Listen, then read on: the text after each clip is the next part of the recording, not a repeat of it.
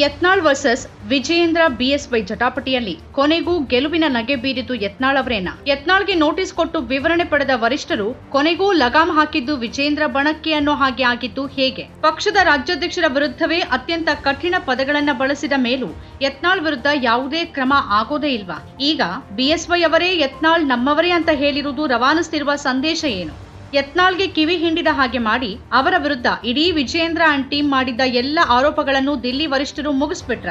ಇನ್ನೇನು ಯತ್ನಾಳ್ ಎಲ್ರಿಗೂ ಸಲ್ಲದವರಾಗ್ಬಿಡ್ತಾರೆ, ಪಕ್ಷದಿಂದಲೂ ಹೊರಹಾಕಲ್ಪಡ್ತಾರೆ ಅಂತ ವಿಜಯೇಂದ್ರ ಟೀಮ್ ಹೇಳಿದ್ದಕ್ಕೂ ಈಗಾಗಿದ್ದಕ್ಕೂ ಅದೆಷ್ಟು ಅಜಗಜಾಂತರ. ಅಲ್ಲಿಗೆ ಈವರೆಗೂ ಯತ್ನಾಳ್ ಬೆನ್ನಿಗೆ ನಿಂತಿದ್ದವರು ಯಾರು ಅನ್ನೋದು ಅತ್ಯಂತ ಸ್ಪಷ್ಟವಾಗ್ಬಿಟ್ಟಿದ್ಯಾ? ವಕ್ಫ್ ವಿರುದ್ಧ ಹೋರಾಟ ನಡೆಸೋದೆಲ್ಲ ಸರಿ, ಆದ್ರೆ ಪಕ್ಷದ ರಾಜ್ಯ ನಾಯಕರ ವಿರುದ್ಧ ಮಾಧ್ಯಮಗಳ ಮುಂದೆ ಹೇಳಿಕೆ ಕೊಡೋದನ್ನ ನಿಲ್ಲಿಸಿ ಏನಾದ್ರೂ ಇದ್ರೆ ವರಿಷ್ಠರ ಮುಂದೆ ಹೇಳಿ ಅಂತ ಬಿಜೆಪಿ ಕೇಂದ್ರ ಶಿಸ್ತು ಸಮಿತಿ ಬಿಜೆಪಿ ಅತೃಪ್ತ ಬಣದ ನಾಯಕ ಶಾಸಕ ಬಸನಗೌಡ ಪಾಟೀಲ್ ಯತ್ನಾಳ್ಗೆ ಖಡಕ್ ಸೂಚನೆ ನೀಡಿದೆ. ಈ ಮೂಲಕ ಯತ್ನಾಳ್ರನ್ನ ಅಮಾನತು ಮಾಡಿ ಶಿಸ್ತು ಕ್ರಮ ಕೈಗೊಳ್ಳುವ ಸಾಧ್ಯತೆಗಳು ಹಿನ್ನೆಲೆಗೆ ಸರಿದಿವೆ. ಇನ್ನೇನು ಯತ್ನಾಳ್ರನ್ನ ಬಿಜೆಪಿ ತೆಗೆದು ಹೊರಗ್ ಬಿಸಾಡತ್ತೆ ಅನ್ನುವಂತೆ ಮಾತಾಡಿದ್ದ ವಿಜಯೇಂದ್ರ ಅವರ ಬೆಂಬಲಿಗರಿಗೆ ಮಾತೇ ಇಲ್ಲದಂತಾಗಿದೆ. ಯತ್ನಾಳ್ರನ್ನ ವಿಶ್ವಾಸಕ್ಕೆ ತೆಗೆದುಕೊಂಡು ಪರಿಸ್ಥಿತಿಯನ್ನ ಸರಿದೂಗಿಸುವ ದಿಕ್ಕಿನಲ್ಲಿ ಬಿಜೆಪಿ ವರಿಷ್ಠರು ಚಿಂತನೆ ನಡೆಸಿದ್ದಾರೆ ಎನ್ನಲಾಗಿದೆ. ಈ ಹಿನ್ನೆಲೆಯಲ್ಲಿ ಯತ್ನಾಳ್ ನಡೆಸ್ತಾ ಇರುವ ವಕ್ಫ್ ವಿರುದ್ಧದ ಹೋರಾಟಕ್ಕೆ ಬ್ರೇಕ್ ಹಾಕದೆ ಅವರ ಬಹಿರಂಗ ಹೇಳಿಕೆಗಳಿಗೆ ಕಡಿವಾಣ ಹಾಕುವ ಪ್ರಯತ್ನ ಮಾತ್ರ ನಡೆದಿದೆ. ವಿಜಯೇಂದ್ರ ವಿರುದ್ಧ ಯತ್ನಾಳ್ ಮಾಡಿರುವ ಆರೋಪಗಳಿಗೆ ಸಂಬಂಧಪಟ್ಟಂತೆ ಅವರನ್ನ ದೆಹಲಿ ಕರೆಸಿಕೊಂಡು ಮಾತುಕತೆ ನಡೆಸುವ ಅಥವಾ ಶನಿವಾರ ನಡೆಯುವ ಕೋರ್ ಕಮಿಟಿ ಸಭೆಯಲ್ಲಿ ಪಕ್ಷದ ರಾಜ್ಯ ಉಸ್ತುವಾರಿ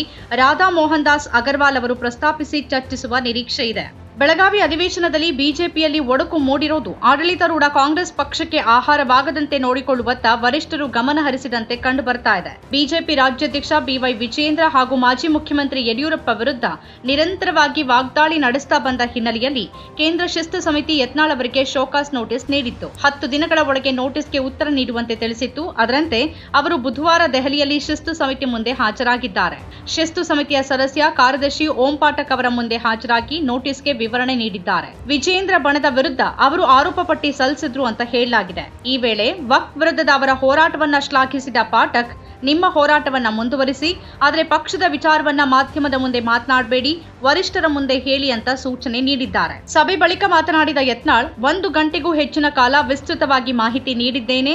ಅವರು ನಾನು ನೀಡಿದ ಮಾಹಿತಿಯನ್ನ ವರಿಷ್ಠರಿಗೆ ತಿಳಿಸೋದಾಗಿ ಹೇಳಿದ್ದಾರೆ. ರಾಷ್ಟ್ರೀಯ ಅಧ್ಯಕ್ಷರು, ಗೃಹ ಸಚಿವರು ಅಮಿತ್ ಶಾ ಹಾಗೂ ಪ್ರಧಾನಿ ಮೋದಿಗೆ ತಿಳಿಸೋದಾಗಿ ಹೇಳಿದ್ದಾರೆ. ವಕ್ಫ್ ಹೋರಾಟ ಮುಂದುವರಿಸೋಕೆ ಸೂಚನೆ ನೀಡಿದ್ದಾರೆ. ಈಗಿನ ರೀತಿಯಲ್ಲಿ ಹೋರಾಟ ಮುಂದುವರಿಸಿ ಅಂತ ಹೇಳಿದ್ದಾರೆ. ನಮ್ಮ ಹೋರಾಟವನ್ನ ಶ್ಲಾಘಿಸಿದ್ದಾರೆ ಅಂತ ಪ್ರತಿಕ್ರಿಯಿಸಿದ್ದಾರೆ. ಮಾಜಿ ಮುಖ್ಯಮಂತ್ರಿ ಬಿಎಸ್ ಯಡಿಯೂರಪ್ಪ ಮಾತನಾಡಿ, ಯತ್ನಾಳ್ ಕೂಡ ನಮ್ಮ ಪಕ್ಷದವರೇ, ಅವರು ಹೊರಗಿನವರಲ್ಲ. ಯಾವುದೋ ಕಾರಣಕ್ಕಾಗಿ ಆಕ್ರೋಶದಲ್ಲಿರಬಹುದು, ಆದರೆ ಎಲ್ಲರನ್ನು ಒಟ್ಟಾಗಿ ತೆಗೆದುಕೊಂಡು ಹೋಗಬೇಕು ಅನ್ನೋದು ನನ್ನ ಅಪೇಕ್ಷೆ. ಏನೇ ವಿಚಾರ ಇದ್ರೂ ಮುಖಾಮುಖಿಯಾಗಿ ಕುಳಿತು ಮಾತಾಡಬೇಕು, ಸಮಸ್ಯೆ ಬಗೆಹರಿಸಿಕೊಂಡು ಮುಂದೆ ನಡಿಬೇಕು ಅಂತ ತಿಳಿಸಿದ್ದಾರೆ. ಇದೇ ವೇಳೆ ಯಡಿಯೂರಪ್ಪ ಅವರ ಹೇಳಿಕೆಯನ್ನ ನಾನು ಸ್ವಾಗತ ಮಾಡ್ತೇನೆ ಅಂತ ಶಾಸಕ ಬಸನಗೌಡ ಪಾಟೀಲ್ ಯತ್ನಾಳ್ ಕೂಡ ಹೇಳಿದ್ದಾರೆ. ಅಲ್ಲಿಗೆ ಯತ್ನಾಳ್ ವಿರುದ್ಧ ಆಕ್ರಮಣಕಾರಿ ಶೈಲಿಯಲ್ಲಿ ಹೊರಟಿದ್ದ ವಿಜಯೇಂದ್ರ ಬಣಕ್ಕೆ ವರಿಷ್ಠರು ಲಗಾಮ್ ಹಾಕಿದ ಹಾಗಾಗಿದೆ. ವಿಜಯೇಂದ್ರ ಪರವಾಗಿ ರೇಣುಕಾಚಾರ್ಯ, ಬಿಸಿ ಪಾಟೀಲ್ ಸಹಿತ 10 ಶಾಸಕರು, ಮಾಜಿ ಶಾಸಕರು, ಜಿಲ್ಲಾಧ್ಯಕ್ಷರು ಯತ್ನಾಳ್ ವಿರುದ್ಧ ಕ್ರಮಕ್ಕೆ ಆಗ್ರಹಿಸಿದ್ರು. ಯತ್ನಾಳ್ ವಿರುದ್ಧ ವಿಜಯೇಂದ್ರ ಬೆಂಬಲಿಗ ನಾಯಕರು ಹರಿಹಾಯ್ದಿದ್ರು. ಬಿಜೆಪಿಯಲ್ಲಿ ಅವರಾಟ ಮುಗೀತು ಅಂತಾನೆ ಹೇಳಿದ್ರು. ಆದ್ರೆ ಕೊನೆಗಾಗಿದ್ದೇನು? ತರಗತಿಯಲ್ಲಿರುವ ತುಂಟ ಆದರೆ ಜಾಣ ಹುಡುಗನ ಕಿವಿ ಹಿಂಡಿ ಬುದ್ಧಿ ಹೇಳೋ ಹಾಗೆ ವರಿಷ್ಠರು ಯತ್ನಾಳ್ ಜೊತೆ ನಡೆದುಕೊಂಡಿದ್ದಾರೆ. ಅವರನ್ನ ಕರೆದು ಹಾಗೆಲ್ಲ ಜಾಸ್ತಿ ಹೊರಗೆ ರಾಜ್ಯಾಧ್ಯಕ್ಷರ ವಿರುದ್ಧ ಮಾತಾಡಬೇಡಿ, ಏನಾದ್ರೂ ಇದ್ರೆ ನಮ್ಮಲ್ಲಿ ಬಂದು ಹೇಳಿ ಅಂತ ಕಿವಿ ಮಾತನ್ನ ಹೇಳಿ ಕಳಿಸ್ಕೊಟ್ಟಿದ್ದಾರೆ. ಇತ್ತ ಬಿಎಸ್ವೈ ಸ್ವತಃ ಯತ್ನಾಳ್ ಹೊರಗಿನವರೆಲ್ಲ, ನಮ್ಮವರೇ, ಎಲ್ಲ ಮಾತಾಡಿ ಸರಿ ಮಾಡ್ಕೊಳ್ತೇವೆ ಅಂತ ಹೇಳುವಷ್ಟು ಪರಿಸ್ಥಿತಿ ಯತ್ನಾಳ್ ಪರವಾಗಿ ಬದಲಾಗಿದೆ. ಅಲ್ಲಿಗೆ ಬಿಜೆಪಿ ರಾಜ್ಯ ನಾಯಕತ್ವದ ವಿರುದ್ಧದ ಯತ್ನಾಳ್ ಹೋರಾಟ ಹಾಗೂ ಪರಸ್ಪರ ಜಟಾಪಟಿಯಲ್ಲಿ ಯತ್ನಾಳ್ ಅವರದ್ದೇ ಕೈ ಮೇಲಾದಂತಾಗಿದೆ. ಹಿಂದುತ್ವ ಕಾರ್ಯಕರ್ತರು ಹಾಗೂ ಮೋದಿ, ಅಮಿತ್ ಶಾ ನನ್ನ ಜೊತೆಗಿದ್ದಾರೆ ಅನ್ನೋ ಯತ್ನಾಳ್ ಪ್ರತಿಪಾದನೆಯೇ ಸರಿ ಅನ್ನುವಂತಾಗಿದೆ.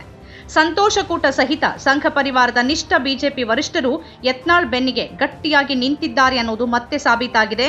ಅಷ್ಟರ ಮಟ್ಟಿಗೆ ಇದು ವಿಜಯೇಂದ್ರ ಪಾಲಿಗೆ ಪಕ್ಷದೊಳಗೆ ದೊಡ್ಡ ಹಿನ್ನಡೆಯೇ ಸರಿ. ಸ್ವತಂತ್ರ ಪತ್ರಿಕೋದ್ಯಮ ಇಂದಿನ ತುರ್ತು, ಅದನ್ನ ವಾರ್ತಾ ಭಾರತಿ ಮಾಡ್ತಾ ಇದೆ. ನಮ್ಮ ಚಾನೆಲ್ ಅನ್ನ ಸಬ್ಸ್ಕ್ರೈಬ್ ಮಾಡೋದ್ರ ಜೊತೆಗೆ ಬೆಲ್ ಐಕಾನ್ ಒತ್ತಿ ನಮ್ಮನ್ನು ಬೆಂಬಲಿಸಿ. ಹಾಗೆ ನಮ್ಮ ಕಾರ್ಯಕ್ರಮಗಳನ್ನು ಲೈಕ್ ಮಾಡಿ, ಕಮೆಂಟ್ ಮಾಡಿ, ಅದನ್ನು ಬೇರೆಯವ್ರಿಗೂ ಕೂಡ ಶೇರ್ ಮಾಡಿ. ಹೀಗೆ ನೀವು ಮಾಡಿದಾಗ ನಮ್ಮ ಚಾನೆಲ್ ಮತ್ತಷ್ಟು ಜನರಿಗೆ ತಲುಪತ್ತೆ. ಆ ಮೂಲಕ ನಮಗೆ ಸಹಕಾರ ಆಗುತ್ತೆ. ಇದು ನೀವು ಯಾವುದೇ ಖರ್ಚಿಲ್ಲದೆ ಮಾಡಬಹುದಾದ ಸಹಕಾರ. ಧನ್ಯವಾದ.